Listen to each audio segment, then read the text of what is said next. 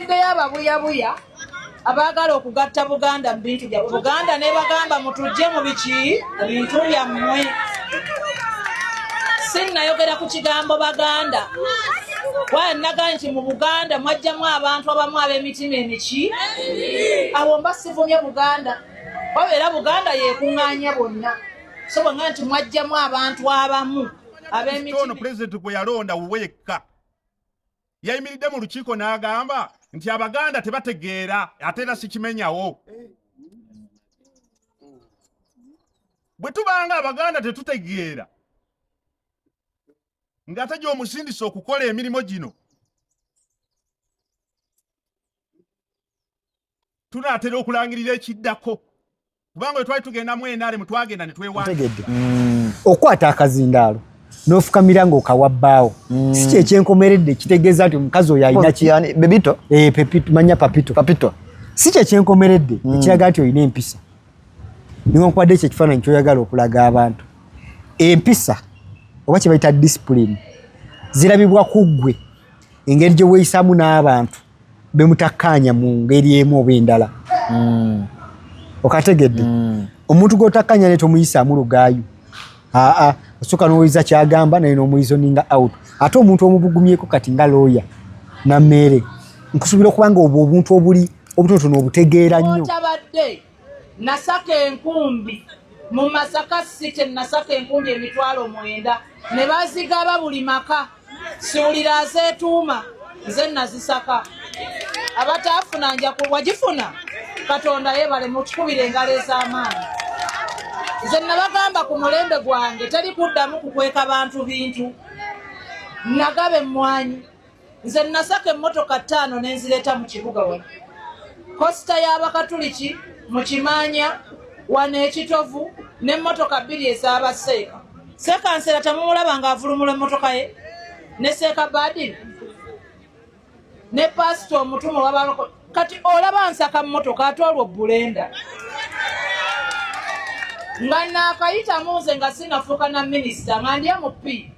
nga naakalayira kuwe mu P nagenda ow'ekitiibwa Pocket ne mpaayo $6,000,000 nga zakuyambako ttiimu ya Buddu.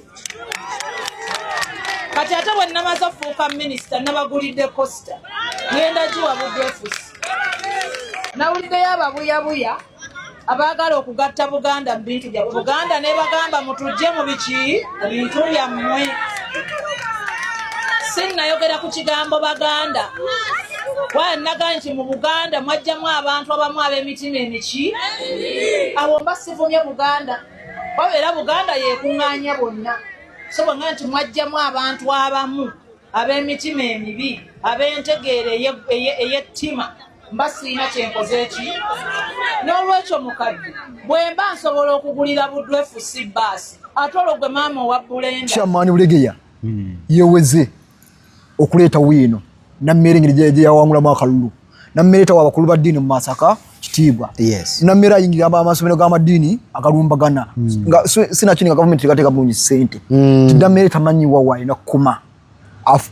Kyamaani Bulegeya yeweze omuluvula buli alina ne wiino engeri yabbamu akalulu kowa Nuupu. Ensonga ezigenda mu Masaka ate nga tujjukire nti Nammeere omukazi akamwa kuziwa ntalo nonkole onalebo wange nze nkole syakikira nemukuba n'onalebo nze bempa ekitiibwa ne mukama we Balamu ate bakyalinya mu kimu ensonga za Nammeere zezuli yamuyisizaamu ddegaali. Nammeere abatulaba omanyi nayogera luli akagambo olwo akasalamu ne bagamba nti si kyangu nga bagamba nti bwe bakulwana ennyo okuzina tokunama wakutenda okudduka twena kuyita wesoma mukambongeremu. Kakati Nammeere kyakusomoozebwa nnyo. Nina vidiyo gye nalabye era ey'oyaani oyo mwami Kyamaani Bulegeya. Kyamaani Bulegeya ng'agamba ffe Abaganda lwaki tetuboola omukyala Nammeere yeeyita Nammeere Omuganda. Yagambye mu kavidiyo ako akatambula ennyo ku mitimbagano nga Nammeere agamba talabanga magezi bantu b'amagezi matono ng'Abaganda nga mu Buganda wano. Era Abaganda bategeera bato batono. Ensonga z'obulunga nga wezoogedde tutobikkirira. Yagambye Abaganda bategeera muli batono. Kakati ensonga ya Nammeere gundi avaayo oyabadde awera speech wenyini gundi ayogera abantu bayogereramu bamugamba minisita akokola ki ako katereeze sijja katereeza wetonde sijja bimenyawo yagambye soko ebyo kimenyewo sijja kikola ki kimenyawo sijja kimenyawo amanya ayina ensonga zirwaki tanakimenyawo kakati kati kano Kebuloni kanka kuwe buwinga muntu kati ninyunga tukyali ku Baganda bamulanga kisempija setata wa minisita bamulanga kisempija setata we embasiri nnyo ndo zasubudi kumulambano za bamulanga kisempija baba Baganda sempija wanti tubere maso kakati tulemengo okutwala ensonga z'amawanga nti ntono newankubadde Ebuloni osobola okera ku makya n'ogamba nze siri Muganda naye tujjukire Obuganda kyeki oba Buganda kyeki wano Charles Peter Mayiga yavaayo n'atangaaza n'agamba oyo yenna akkiririza mu buwangwa n'ennono za Buganda ng'era otwala Obuganda nti kyanjawulo gy'oli mu bulamu obwo oli Muganda. Abantu bangi bazze mu Buganda ne beetuuma amannya era ne beewa n'emiziro abo teyagala bakugira era yagamba oyo naye muki mwana wa Buganda yatemumuboola nga kikyagezaako okukola nti Buganda being nti yawano mu central and central wali ekibuga kya Uganda ekikulu Kampala ekibuga ekyo kibeera mugatta abantu abantu abajja mu Kampala abazze okunoonya akawogo batuuka ne bafuuka batuuze ne bawasaŋŋana ne tuwasaŋŋana ne tuzaala obulamu ne bugenda mu maaso nti omwana agenda okutuuka wano mu Buganda naddala bamanyi ebyafaayo bya Masaka oyo yabuddamya nnyo bannaffe abava e Burundi abava e Rwanda mu buba buddamya ebiseera ebingi bafuuka abatuuze era ne bafuukira ddala Baganda olulimi lwogera Luganda amannya batuuma gaaki g'Abaganda nyina bannaffe abavuddeyo ne bekyogera mu bukulu simanyi ekigendererwa kyabwe kiri kine mumanyi ba influencer abakulembeze abavuddeyo mu bukulu ne beetaagingako ffe tetuli ki tetuli Baganda ekyo kizze mu bukulu naye nga kuva mu buto tutandikwaza tuze tubamanyi amannya ge tumanyi gaaki ate nze kinewusa ku bantu abo obaite eggwanga lyabo nga bagamba obasosola kati kiki kyobulabe ekiriwo kyembadde njagala okuttanya kiriwo ekiti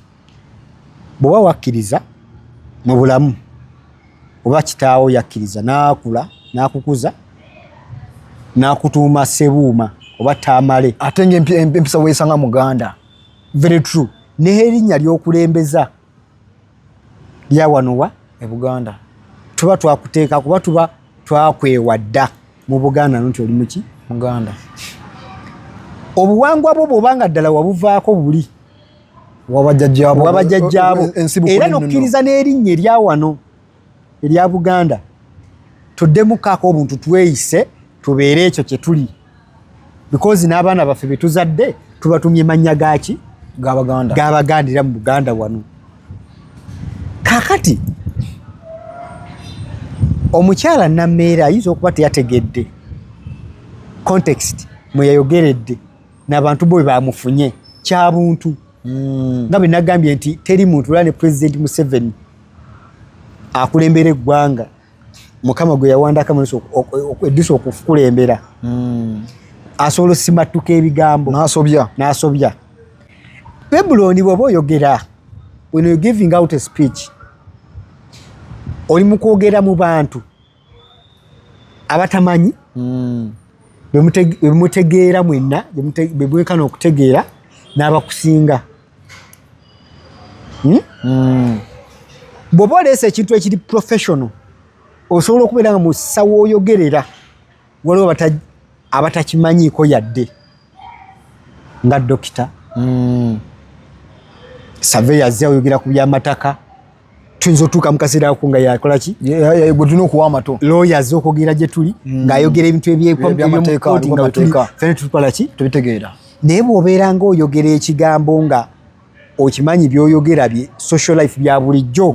suubiramu abo abantu abo wammanga bwe mwenkanya entegeera abakusinga entegeera b'osinga entegeera kaakati kakana akakulaga nti ky'oyogedde obaka engeri gy'obuzinzeemu bwewabye kuba engeri gye babukola ki majority gye babutegeeramu nakuze ntugamba ng'okyezza bino wammanga bw'oyogeranga mu bantu ne bakuba mu ngalo basobola okubeera nga kyoyogedde dda kituukira butereevu mu bo kye baagala okukola ki okuwulira singa okyusaamu ne kikuntana nabo kye bayinza okwagala okuwulira oluusi bakuŋŋoola kaakati omuntu bw'atuuka ku level egamba minisita kano kaleki kamenyewo kulw'obulungi kano katereezemu kaakati omuntu oyo kitegeeza gwe byoyogedde bikontana oba bikyusa ku bo engeri gye bakola ki gye bakifunamu kisobola obeera mu ngeri bbiri minisita asobola okubeera nga kiwayogedde wakyogedde nti mu Buganda no talabangako bantu ba bwongo butono nga Buganda wano nga mu kukimalayo obadde olina engeri gy'ogenda kiwumbawumba kinyume era bakitegeere bulungi naye for the first time oba ku ntandikwa yakyo tebakitegedde ne bakugamba kikyuseemu akagambo sorry kati ninyo nate kamalawo bingi minisita I just wish singa yayogedde n'agamba nti munsaasireko muziba munfunye bubi nekyentegeeza nti wano mu Buganda abantu bangi tulina obwongo tutegeera tulina amatu tulina amaaso tulaba tulina emitwe tugikozesa naye waliwo ebintu bye tutawa makulu ng'ate bitusuula munyika effe abantu ng'Abaganda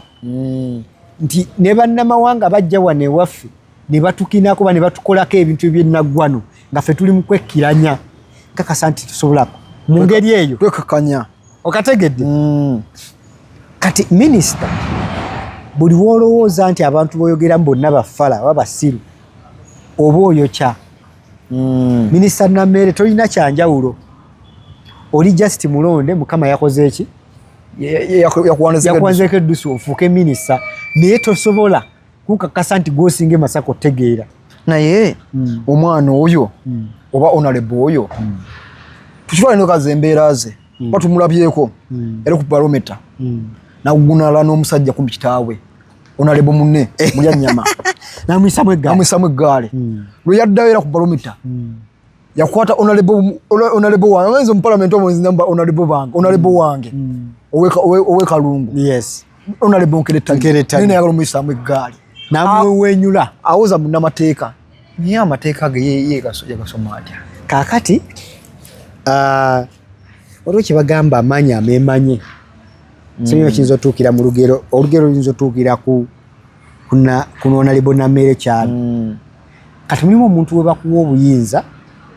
okutuuka n'obujjulamu ba n'obutuulamu n'oyagala okubukozesa mu nkozesa esukkulumye ku balala honorable Nammeere nga bw'okwata akazindaalo ng'okawa bbaawo n'ofukamira very many people ba appreciating ekyo naye ate mwana wattu si kyekitegeeza empisa empisa zijjira ne mu bigambo byoyogera n'abo abatakkaanya naawe ontegedde okwata akazindaalo n'ofukamira ng'okawa bbaawo si kyekyenkomeredde kitegeeza nti omukazi oyo alina bebito manya papito si kyekyenkomeredde ekiraga nti olina empisa niwankubadde ekyo ekifaananyi kyoyagala okulaga abantu empisa oba kye bayita discipline zirabibwa ku ggwe engeri gye weeyisaamu n'abantu bemutakkaanya mu ngeri emu oba endala okategedde omuntu gw'otakkaanya naye tomuyisaamu lugaayu osooka n'owoyiza kyagamba naye n'omuyizoninga out ate omuntu omubugumyeko kati nga looya Nammeere nkusuubira okuba nga obwo obuntu obutonotono obutegeera nnyo kati ng'okuwuliziganya communication is kuwuliziganya ompeereza n'enkuweereza so si kutomeragana onkategedde kati honorable Nammeere mulabye nnyo mu buntu bungi mu mbeera nnyingi nga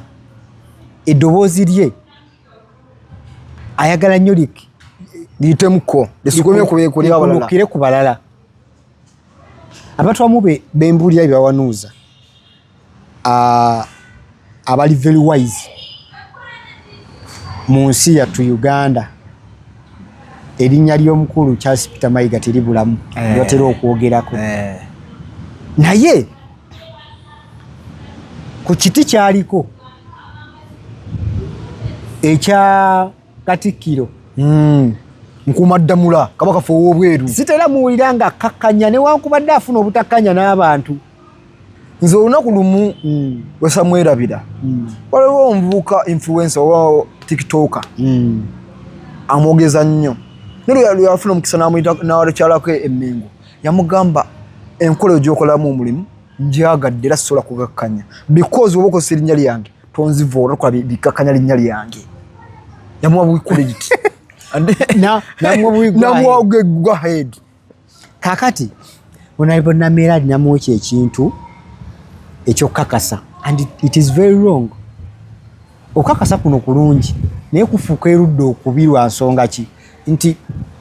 okukoze ddi tulina batulabye nga bajja bakakasa.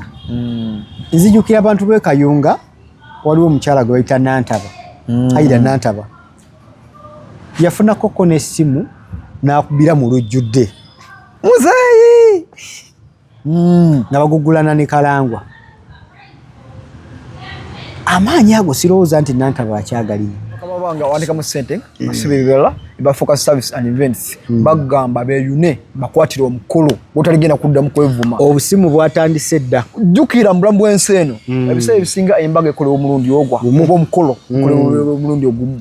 ebidirira biba bijjaguzo silver jubilee golden jubilee ebintu bwenga bwe bityo. Kati kankusese nyine jjo customer yankubira yatuweereza flash kamukolera omukolo mu February guno mwaka niaweza yadaga nti flash omwana ajetumiikiriza n'agitwala mu bana ba library nateekako ekiwuka omukolo takyagulina nina genza okuddayo mu byuma byaffe ng'omukolo mwakazi ngwedde omukolo gye weguli kati bw'oba okufaananyi ng'okoze ne bano ba olumala okuwa omukolo nga digitinga okuwa na office ogenda okunoonya olina omusanga nga takola ki taliibwa. So kati mwegendereze nnyo abakola emikolo oba bategeka emikolo okolagana n'abantu abali professional abamanyi kye bakola ate abawaayo abatwala omukolo gwo nti guli valuable memories zo nti za mugaso mu bulamu bwo nga basobola ozitereka emyaka n'ebisiibo nga buli oddayo basobola okukola ki ogukuwa. So genda ku TikTok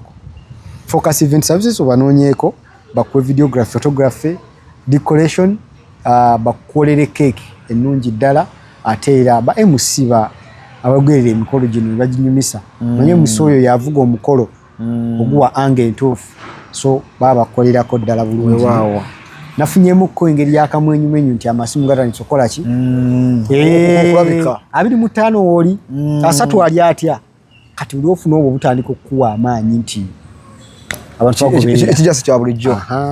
So inamba z'essimu kwezi ku screen ne ku TikTok kwebali so tukyalirako ko era kuwaka gutukozeeko ko ate era ne bannaffe aba Focus Graphics and Branding bagamba nti bonna wooli business yo gikuba abantu mu maaso ng'ogimulisa kya buli azamaanyi omuntu okujja ku business yo nga tekuliko nakanya ennaku zitubadde mu kulonda wakiri maama Nagundi shop tubadde mu kulonda nesala bunyi uniform yange kadi nengenda wano yes afano Rwanda bayanga munamawulire itawo yingira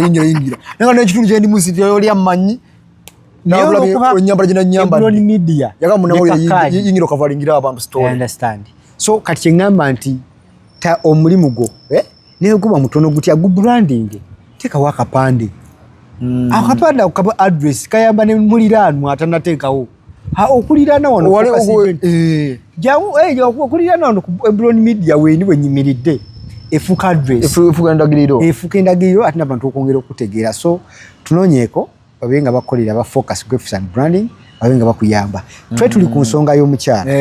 kati mbadde kano kembadde nsembayo nako omukyalo ono bangi bamuŋŋoola nnyo bambi amu ne basawundi ne bagikola era sawundi yatambula nnyo ku TikTok okwo ng'abaana bagikubyemu challenges bwengeri omukyala gye yakola ki banagana tebeewumuza yakabangamu bamanze omwami waffe kakati banaye